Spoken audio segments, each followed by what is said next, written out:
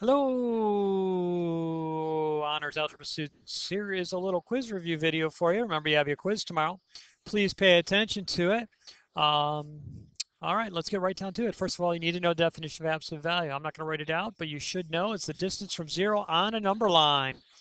All right, and so when we consider the absolute value, say like the absolute value of x equals 7, I'm asking you what numbers are 7 units away from some center, namely 0 in this case.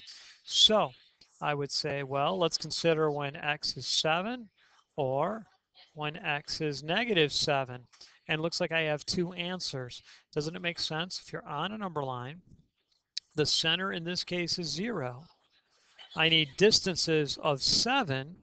Well, if I go 7 units to the positive side, don't I end up at positive 7? And if I go 7 units to the negative side, I end up, negative 7. Very good. Okay, so we have both two answers, 7 and negative 7.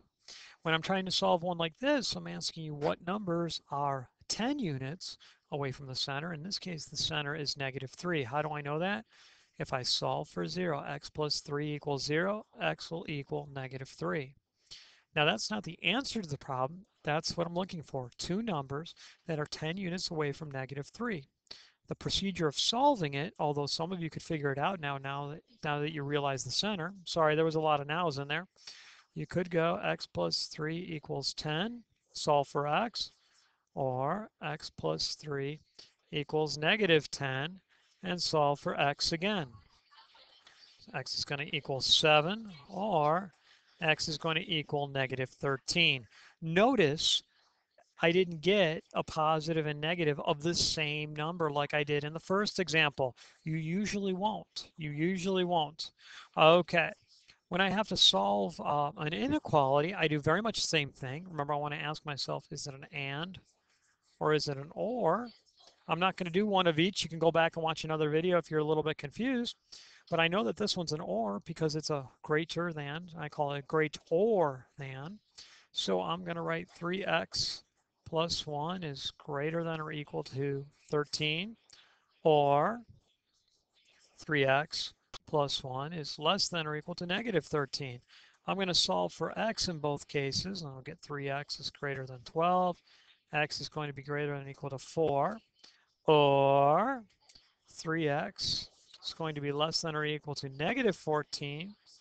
X is going to be less than or equal to negative 14 thirds, which I think will be negative 4 and 2 thirds. Now, in an inequality, I should always be graphing. And of course, I'm going to graph it on a number line. And so I'll draw my number line.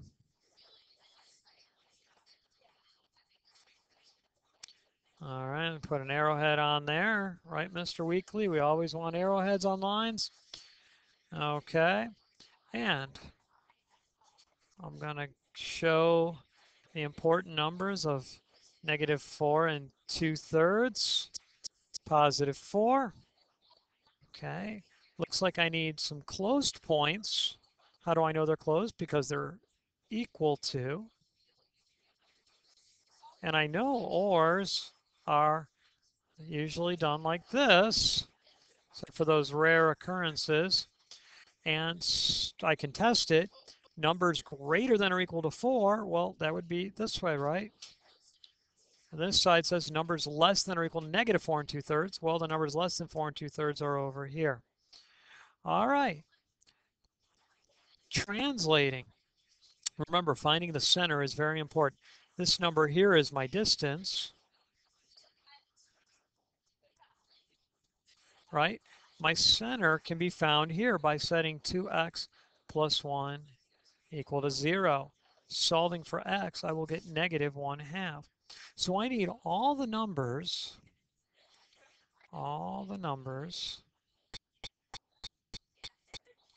9 units or less away from negative 1/2. Off the top of my head, I think the answers would be 8.5. I think that's 9 units away from negative 1/2. And the other endpoint will be negative 9.5.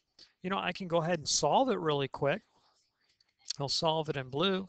I'm going to do the and as one sentence. So I'm going to go negative 9 is less than or equal to 2x plus 1, which is less than or equal to positive 9. Subtract 1 all the way, and I'll get negative 10. Oh, I have a mistake. Ah, I see my mistake. Sorry about that. It's not going to be 9 units, right? Okay, remember that when this isn't 1, I have to divide the distance by that.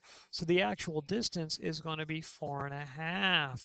So it's 4.5 units away or less, right? Remember that when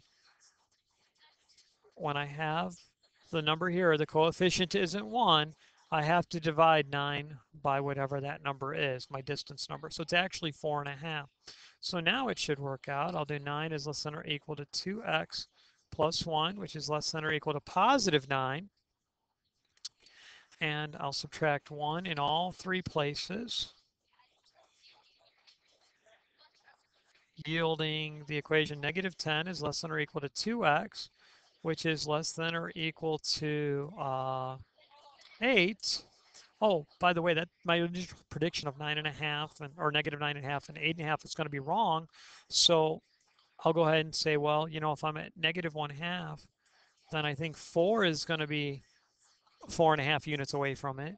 And the number on the negative side should be negative 5. Okay, so I've got to finish solving for x. Sorry about that interruption. And I'm going to get negative 5 is less than or equal to x, which is less than or equal to 4. And there are the two endpoints that I predicted. Of course, since I'm solving it, it's an inequality. I will graph it on a number line. So, like that, like that, boom, and there we go. There's all the numbers, 4.5 units or less away from negative 1/2. Okay, then in graphing, and this will be the end of the video, if you really need to focus on a part, you can go back and watch the part you don't get. Remember, first of all, I have to find my vertex, because we're going to get a V shape with an absolute value. I take what makes this 0. Well, that would be 6. If x were 6, I would get 0 inside the absolute value. Again, that's my center. It actually ends up being like a line of symmetry. Not like a line of symmetry, a line of symmetry. All right, my y coordinate is here. It doesn't change. It's just plain old 1. Okay, so I'm going to plot the point 6, 1, 2, 3, 4, 5, 6, 1. Okay, my slope is like negative 2 over 1. I know it's going to open downward. It's going to go down to right 1, down to right 1. Then I go back to my vertex and I go down to left 1, down to left 1. Remember, with absolute value graphs, you always get a V every single time. If you're not getting a V, you've made an error. So notice the arrowhead on the end. Notice I don't stop at the points. And there we go. All right, very good. That's it for the video. Have a good night, everybody. Good luck on your quiz.